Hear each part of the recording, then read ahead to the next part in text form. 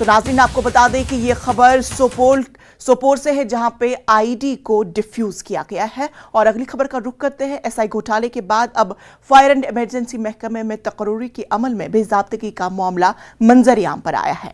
जम्मू कश्मीर इंतजामिया ने 2020 में फायर एंड इमरजेंसी महकमे में फायरमैन और ड्राइवरों की तकर्रुरी के अमल में हुई बेज़ाब्तगियों के इल्जामात की जांच के लिए सहरुकनी कमेटी तश्कील दी है।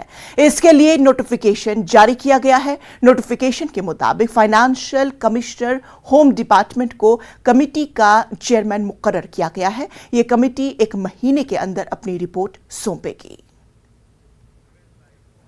तो पूरे मामले पर हमारे साथ बराह रास्त परवेज हमारे साथ जुड़ चुके हैं। परवेज, अब एसआई के बाद और एक घोटाला सामने आया है। कितने घोटाले आखिरकार वादी कश्मीर में?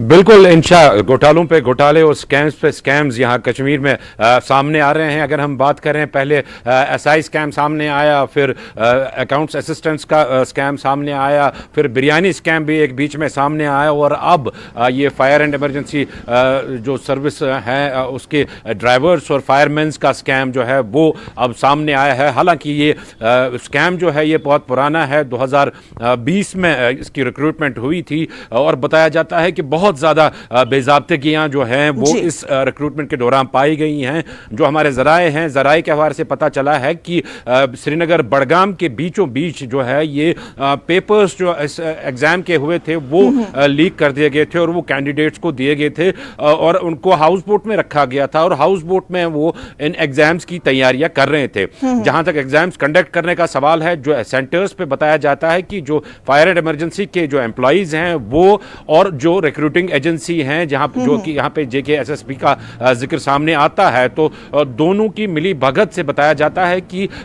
मास कॉपिंग हुई है सेंटर्स पे, जिसमें मोबाइल फोन्स का भी यूज किया गया है, और मोबाइल फोन के जरिए जो हैं जो नाकाबिल कैंडिडेट्स हैं उनको कामयाब करार दिया गया है।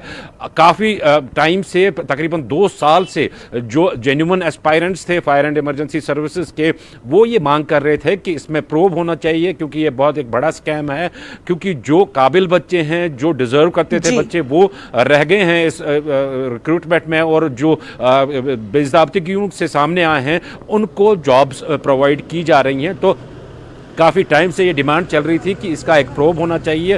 तो बिलाखिर कल जो यहाँ होम सेक्रेटरी हैं उन्होंने एक ऑर्डर शाया कर दिया, जिसमें एक कमेटी भी बना दी गई, जिसका चेयरमैन और 2 मेंबर्स भी उसमें रखे गए जो कि आला ब्यूरोक्रेट्स हैं। उनको ये जिम्मेदारी सौंपी गई है कि वो इसकी जांच करें। यहाँ पे सवाल पैदा ये होता है कि आखिर यहाँ की जो रिक्रूटमेंट एजेंसीज हैं उन पे सवालिया निशान खड़ा होता है। बार बार स्कैम सामने आ रहे हैं। हालांकि जेकेएसएसबी के हवाले से अगर हम बात करें तो एक इंडिपेंडेंट एजेंसी है ये, और सरकार की तरफ से जिसको ये काम दिया जाता है कि वो रिक्रूटमेंट करे यहाँ पे, लेकिन बार बार जो है वो इन स्कैम्स में उनका नाम सामने आ रहा है। पिछले कई स्कैम्स में जो है सीबीआई की इंक्वायरी भी लगी है, और आगे अब देखना होगा कि आखिर जो ये इसकी इंक्वायरी ऑर्डर की गई है, ये इंक्वायरी कितने दिनों में कंप्लीट होगी और कब ये फाइनल अपना रिपोर्ट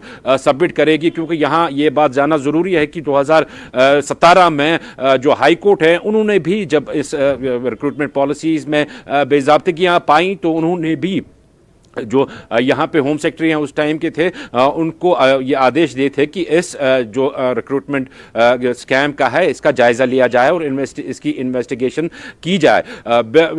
कुल मिला के देखें तो जो एस्पायरेंट्स हैं, जो डिजर्विंग एस्पायरेंट्स हैं, काफ़ी खुश वो नज़र आए हैं। उन्होंने वेलकम किया है। उन्होंने एलजी मनोज सिन्हा का भी शुक्रिया किया है कि 2 साल के बाद तकरीबन, क्योंकि 2020 में ये रिक्रूटमेंट हुई थी, हालांकि जो ये लिस्ट जो शाया हुआ था, जो एडवर्टीजमेंट हुई थी पोस्ट के हवाले से, वो 2013 से ही हुई थी। तो इस लिस्ट को शाया करने 2020 में रिक्रूटमेंट्स हुई थी और कैंडिडेट सिलेक्ट हुए थे। तो उन्होंने शुक्रिया किया है एलजी मनोज सिन्हा का भी, और जो एडमिनिस्ट्रेशन है जिन्होंने इसका इंक्वायरी का ऑर्डर दिया है, और वो उम्मीद कर रहे हैं, जो हमारी एस्पायरेंट से बात हुई वो उम्मीद कर रहे हैं कि एक प्रॉपर जांच इस घोटाले की हो। बिल्कुल परवेज, हमने देखा कि बड़े पैमाने पर जिस तरह से एसआई मामले में भी एनआईए ने बड़े पैमाने पर तहकीकात की और जगह जगह पर छापेमारी हुई और तमाम तरह के तहकीकात की गई।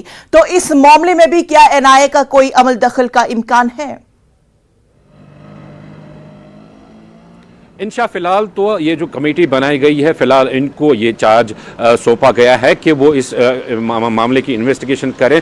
लेकिन जूं इसमें जो इन्वेस्टिगेशन होगी और जो पहलू सामने आएंगे, मुझे लगता है कि और जो जराए के हवाले से भी हमें पता चल रहा है कि शायद पहले सीबीआई के हवाले से ये सौंपा जाए या स्टेट इन्वेस्टिगेशन एजेंसी जो है वो भी इसमें मुतहरक हो सकती है, क्योंकि मामला बहुत बड़ा है। ये श्रीनगर और बड़गाम को जोड़ता है। मैंने जैसे कहा कि पेपर्स लीक हुए हैं, मास कॉपिंग हुई है सेंटर पे, और जो आला ऑफिशियल्स हैं फायर एंड इमरजेंसी सर्विसेज के वो और जो रिक्रूटिंग एजेंसी है वो इसमें दोनों हैंड इन ग्लव इन्वॉल्व पाए जा रहे हैं। तो इस हवाले से जरूर एक हाई लेवल इंक्वायरी होगी। अब देखना यह होगा कि स्टेट इन्वेस्टिगेशन एजेंसी इसमें काम करती है, सीबीआई इसमें काम करती है, या अगर आगे आने वाले दिनों में इसके तार कुछ ज्यादा ऊपर तक जुड़े तो एनआईए को भी इसमें इन्वॉल्व किया जा सकता है। जैसे हमने पिछले स्कैम्स में देखा कि एनआईए भी इस काफी सारे ऐसे मामलों का प्रोब कर रही थी। परवेज, अब देखने वाली बात होगी कि रिपोर्ट में क्या कुछ चीजें सामने निकल कर आ जाएगी, उस पर भी आपसे बातचीत होगी। फिलहाल तफसीलात के लिए आपका